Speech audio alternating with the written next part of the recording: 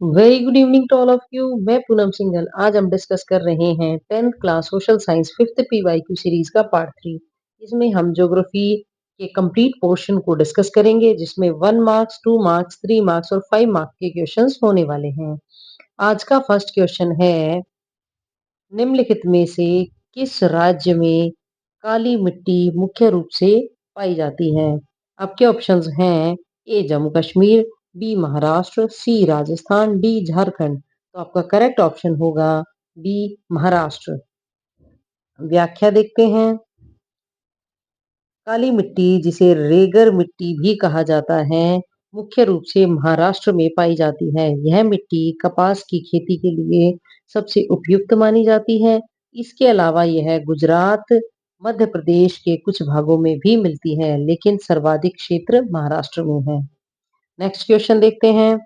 पंजाब में भूमि क्षरण का मुख्य कारण कौन सा है? आपके ऑप्शंस हैं ए गहन कृषि, बी अत्यधिक सिंचाई, सी वनों की कटाई, डी अत्यधिक चराई। आपका करेक्ट ऑप्शन होगा बी अत्यधिक सिंचाई। देखिए, इसका एक्सप्लेनेशन देखते हैं। पंजाब में भूमि क्षरण का सबसे बड़ा कारण अत्यधिक सिंचाई है। लगातार और ज्यादा सिंचाई से मिट्टी में लवणीयता और क्षारीयता बढ़ जाती है, जिससे भूमि की उपजाऊ शक्ति घटती है और भूमि क्षरण होता है। अब नेक्स्ट क्वेश्चन पर चलते हैं। पर्वत पूरे भू क्षेत्र के कितने प्रतिशत भाग पर अवस्थित हैं? तो पर्वत जो है वो लगभग 30% भू क्षेत्र पर पाए जाते हैं। भारत के कुल भूभाग का लगभग 30% भाग पर्वतीय है। शेष भाग में पठार, मैदान और तटवर्ती क्षेत्र शामिल हैं। Next question. काली मिट्टी को दूसरे किस नाम से जाना जाता है? तो काली मिट्टी को रेगर मिट्टी या कॉटन सॉइल या कपास वाली मिट्टी के नाम से जाना जाता है। तो काली मिट्टी को विशेष रूप से रेगर मिट्टी कहा जाता है, क्योंकि यह कपास की खेती के लिए सबसे उपयुक्त होती है। अब हम चलते हैं 2 मार्क्स क्वेश्चंस पर। 3 राज्यों के नाम लिखिए जहां काली मिट्टी पाई जाती है। काली मिट्टी भारत के निम्न राज्यों में मुख्य रूप से पाई जाती है। फर्स्ट है महाराष्ट्र, दक्कन का पठारी भाग यहाँ पर है। नेक्स्ट है मध्य प्रदेश, यहाँ मालवा पठार है।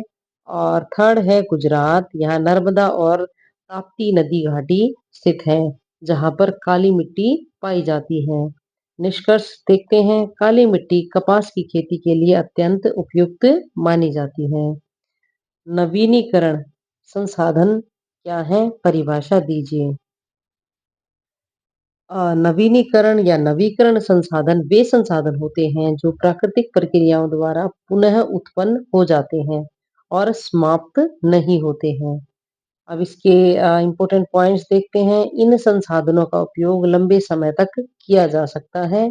उदाहरण के लिए सौर ऊर्जा, जल जल ऊर्जा, वायु ऊर्जा यानी पवन ऊर्जा और वन, ये सब नवीकरणीय संसाधन हैं। निष्कर्ष देखते हैं। नवीकरण संसाधन पर्यावरण संरक्षण और सतत विकास के लिए आवश्यक हैं। अब 3 मार्क्स क्वेश्चंस पर चलते हैं। 3 मार्क्स क्वेश्चन है, खनिजों का वर्गीकरण बताएं।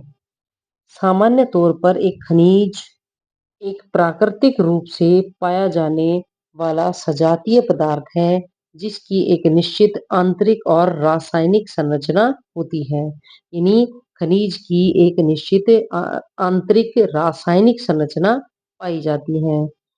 खनिजों का वर्गीकरण देखते हैं। खनिजों को मुख्य रूप से उनकी संरचना और उपयोग के आधार पर निम्नलिखित 2 वर्गों में वर्गीकृत किया जाता है। साथ ही एक तीसरा महत्वपूर्ण ऊर्जा केंद्रित वर्ग भी शामिल है। तो इसके देखते हैं हम। नंबर 1 धात्विक खनिज यानी मेटालिक मिनरल्स जिसे कहा जाता है। इन खनिजों में धातुएं जो हैं कच्चे रूप में पाई जाती हैं। ये कठोर होते हैं, इनमें चमक होती है और इन्हें पिघलाकर उपयोगी धातुएं बनाई जाती हैं, तो इन्हें धात्विक खनिज कहा जाता है। उदाहरण के लिए लो अयस्क, तांबा, मैग्नीज, सोना इत्यादि, ये सभी धात्विक खनिज हैं। नेक्स्ट है अधात्विक खनिज या नॉन मेटेलिक मिनरल्स। इन खनिजों में धातु का अंश नहीं होता है।